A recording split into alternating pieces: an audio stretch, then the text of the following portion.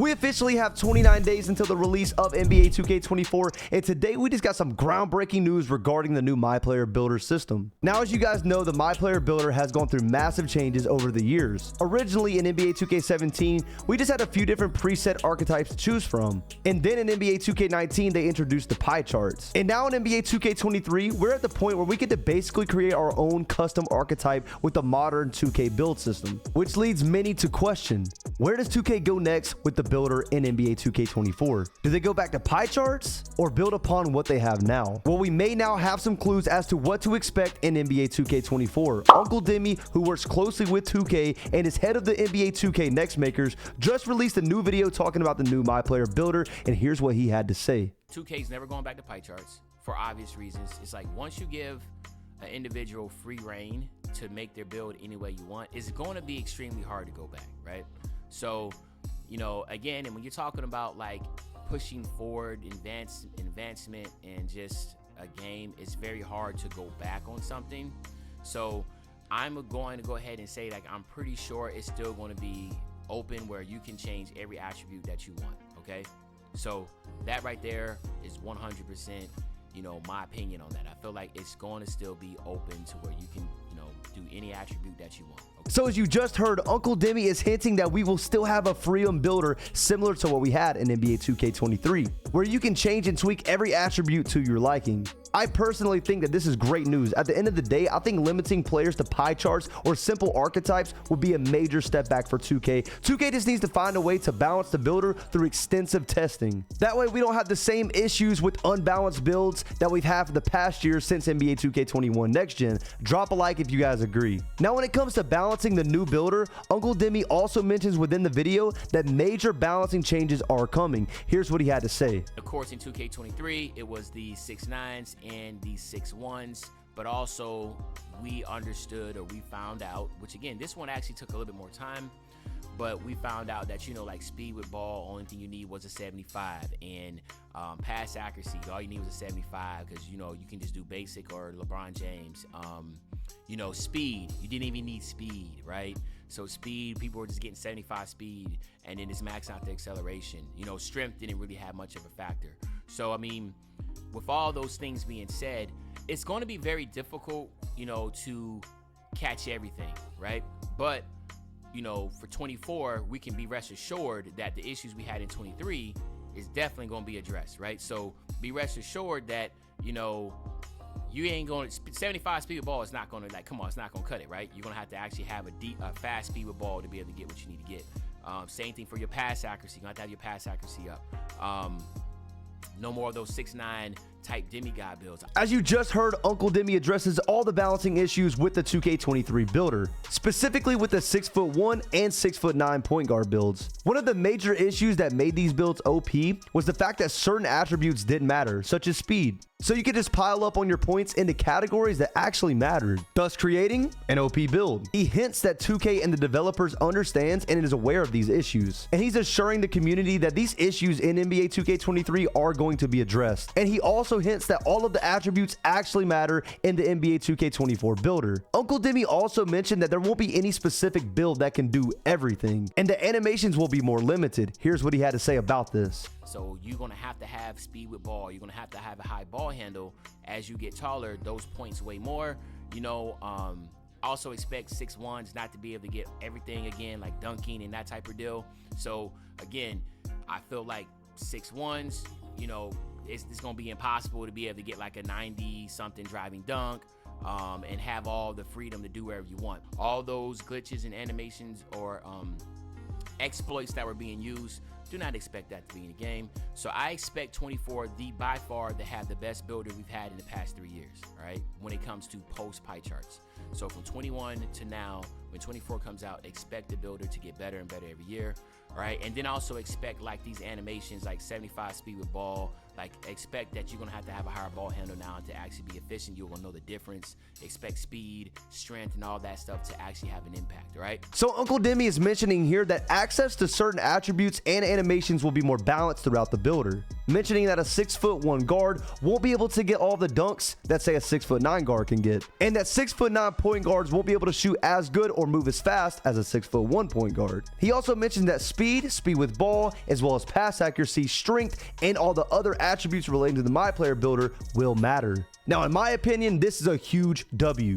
We still to this day have not seen a builder that forces you to make tough decisions because of the fact that so many of the attributes within the builder do not matter. So seeing a truly balanced builder would change the game for the better moving forward. Now, at some point, like every 2K, I think there will be a meta build that dominates the game, but hopefully this meta consists of a combination of multiple different builds that have various strengths and weaknesses, instead of just one or two different builds that dominate the game like we've seen in the past couple 2Ks. Drop a like if you agree, and let me know down below in the comment section what changes would you like to see be made in the NBA 2K24 MyPlayer Builder. Now, with all this news about the new changes to the builder, some may worry that this means that their builds will be too limited, with maybe just one area that they're good in. However, Uncle Demi tweeted this: "I know I said I'm going to be a point guard in 24, which I still will be, but it will be a two-way." So as you can see, he will be making a quote-unquote two-way point guard in NBA 2K24, which hints that our builds will still be able to have multiple strengths, not just one. Aside from the builds, we can expect many different balancing changes coming to NBA 2K24.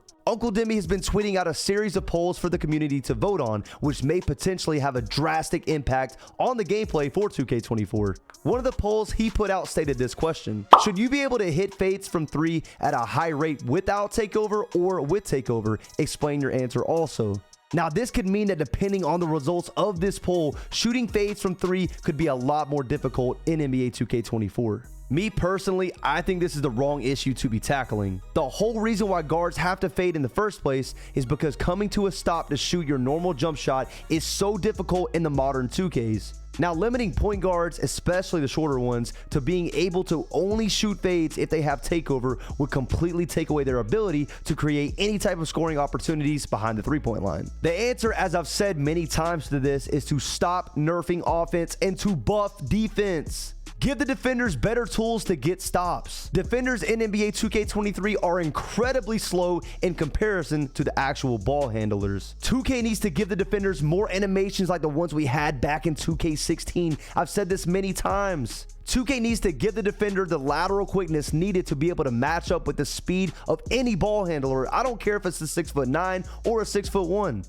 There's no reason why a maxed out lockdown at 99 lateral quickness should be any slower than any ball handler, regardless of the badges or ratings. I do not care. Drop a like right now if you agree.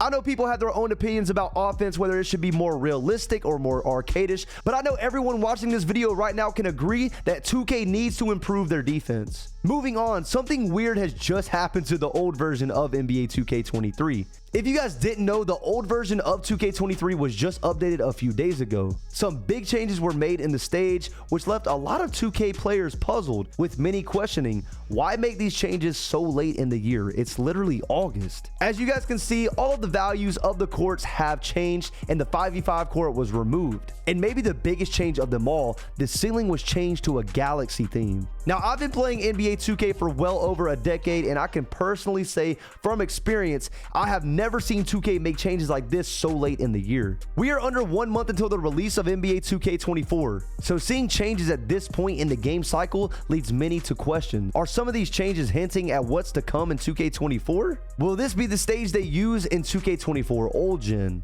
Let me know what you guys think about this down below in the comment section, and let me know, why do you guys think they made these changes so late in the year? Speaking of changes, one thing I really want to see in NBA 2K24 is some type of leaderboard giving recognition to the top players of each affiliation. This guy on Twitter tweeted out saying, in NBA 2K16, the top performers in the previous round of the My Park Rival Day Championship would get shouted out by Rachel Demita and the crew of NBA 2K TV. And Chris Manning, aka LD2K, replied with a emoji. Now, this could mean that we will potentially see a feature like this returning to NBA 2K24. I don't think LD2K would give a tweet like this attention if this weren't the case, especially given the fact that he wasn't even mentioned in this tweet. If true, this is really good news. I think giving more recognition to the top performers after an event, or even just giving recognition to the top players in the park like prior 2Ks, would add a lot of immersion and depth to the game. NBA 2K15 and NBA 2K16 had this feature, and it was really cool to see who was at the top of the the leaderboards year round. And a lot of these people weren't even content creators, but they were known, which is really cool. I think leaderboards should come back in NBA 2K24, and maybe LD2K is hinting that it will. Who knows? Now, personally, I would like to see a full fleshed out leaderboard rather than just a loading screen showing the top 3 players, allowing us to sort by points per games played, 3-pointers made, steals, rebounds, etc, etc. I could keep going on. I feel like this is really cool because then everyone would feel recognition within their role. Imagine as a center being able to go to the leaderboard and see that you are leading in all park players in rebounds, for example. I really think that this will be a great addition. 2K is just gonna have to actively moderate and remove any boosters. Drop a like if you guys want to see this. Let me know what you guys think down below. Herb Scribner tweeted this: just in, NBA 2K23 continues to exceed expectations with 13 million units sold for the year. Take-Two CEO says this in quarterly earning calls. That's 11% year-to-year growth, and he said it represents the highest sales for 2K to date. Only NBA 2K20 had higher sales. 2K23 has 2.6 million daily active users. So many people say that 2K is quote-unquote dead, but the numbers prove that this game isn't. They sold 13 million units and they're growing 11% every single year. Now, I think the only reason why 2K20 had more sales is because of, you know what, we were all at home playing games that year. And this guy responded to his tweet saying 2.6 million playing the game daily, but you have to leave park spots and chase games. The math isn't adding up. Now, it's crazy because people truly believe the game is dead because of this, but it's not. It's still 2K's fault because they don't fill enough parks with people, so there's going to be less games being played. 2K has so many servers on and they don't fill up the lobbies all the way. In my opinion, there needs to be at least 150 people in each park server alone. And hopefully that's the case in NBA 2K24. Well, that's all for today's news. If you guys enjoyed this video, make sure you guys drop a like. If you're new, subscribe for the most accurate and up-to-date NBA 2K24 news. Make sure you watch the latest video on the screen. I'm gonna catch you guys next time. I'm out. Peace.